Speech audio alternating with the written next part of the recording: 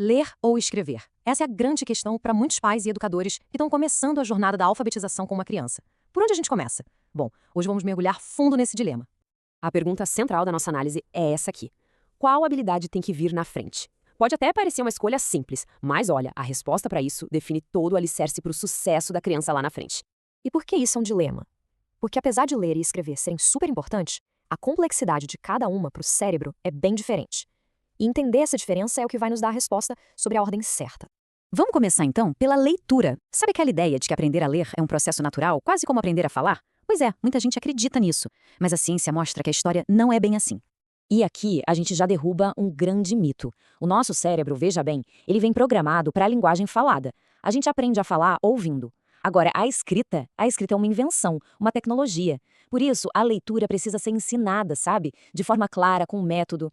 A base de tudo para aprender a ler é o que chamamos de consciência fonológica. Parece um nome complicado, mas é basicamente a habilidade de perceber os sons das palavras. Entender que bola tem o som do B, do O, do L e do A. Isso não nasce com a gente, é algo que se aprende, e é o que forma o alicerce da leitura.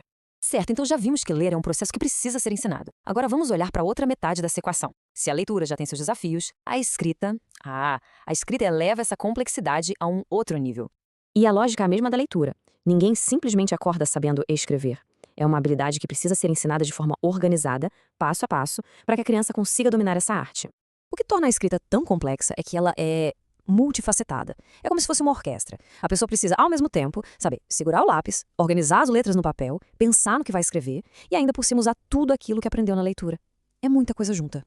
E tem um detalhe fascinante nesse processo todo, que é a tal da memória sinestésica. É basicamente a memória dos músculos. O cérebro aprende o movimento de fazer cada letra, a mão aprende o traçado, ou seja, não é só uma coisa visual, o corpo inteiro participa desse aprendizado. Então tá, depois de analisar a complexidade da leitura e da escrita, chegamos ao momento crucial da nossa investigação. Afinal de contas, qual é a ordem certa? O veredito, com base em tudo que a gente viu, é bem claro. O ponto de partida tem que ser a leitura. E a lógica por trás disso é muito sólida. Primeiro, porque ler é menos complexo que escrever.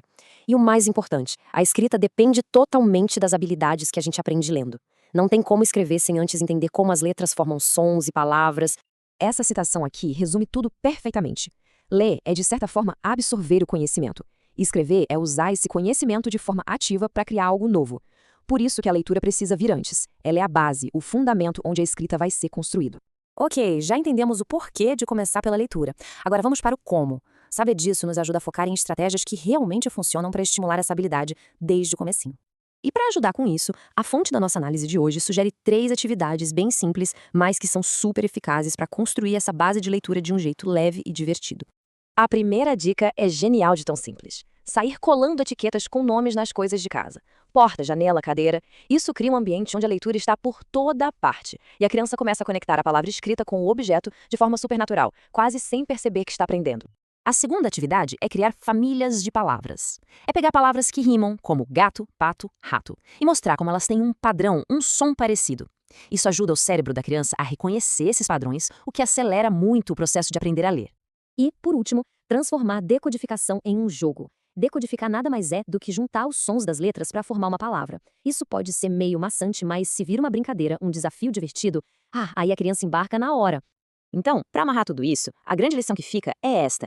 A leitura não é só o primeiro passo, ela é a fundação. Sem uma base de leitura bem sólida, tentar construir a habilidade de escrever vai ser uma tarefa muito, mas muito mais difícil. E isso tudo nos deixa com uma reflexão final muito importante. Ok, a leitura é a chave de tudo, mas o nosso próximo grande desafio é pensar como a gente pode não só ensinar a ler, mas também despertar uma paixão verdadeira pela leitura que acompanha a pessoa pela vida toda. Fica aí a reflexão.